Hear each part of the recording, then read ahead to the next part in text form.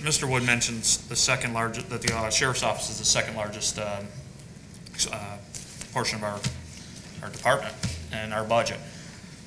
I didn't really want to say much. I have a proposal that's coming up, but if he really cares about fighting for a long-term impact on the taxpayers, I would hope that he'll get on board with a project that I've been working on for about a little over a month now, which affects the largest expenditure in the county, which is Medicaid, which is, I believe, 87% of the property tax burden and levy. So what happened is, and I think you were on the board a few years back, and in every county across New York State, we have an ombudsman program, which goes out and looks for Medicaid fraud and Medicare fraud and abuse.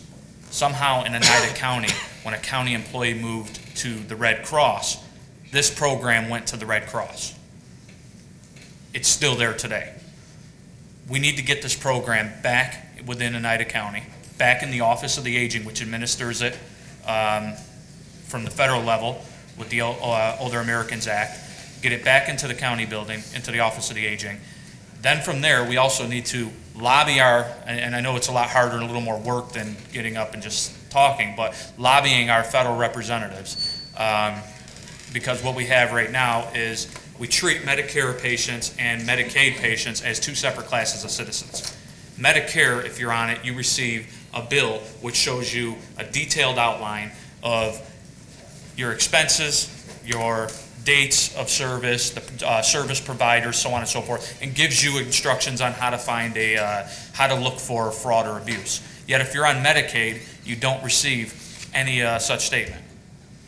When you go to the website, you go to the federal government and ask the government, you know, why they don't do that. They say it's two separate classes of two separate populations, and it's not cost effective. There's no return on the expense.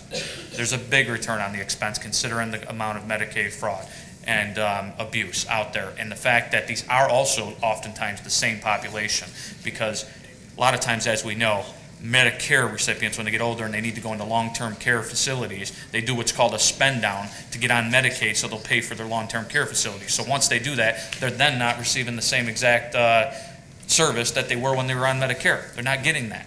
Who's there to look for these elderly people that are sitting there in nursing homes oftentimes? These are the things that are going to have long-term effects on the taxpayers. Not getting up. These are some serious things that I hope you would get on board and jump on board with, and not play this little, I don't know what it is we're doing here, but it's just frustrating to me at times. We'll see, though. Mr. Gooding. Thank you.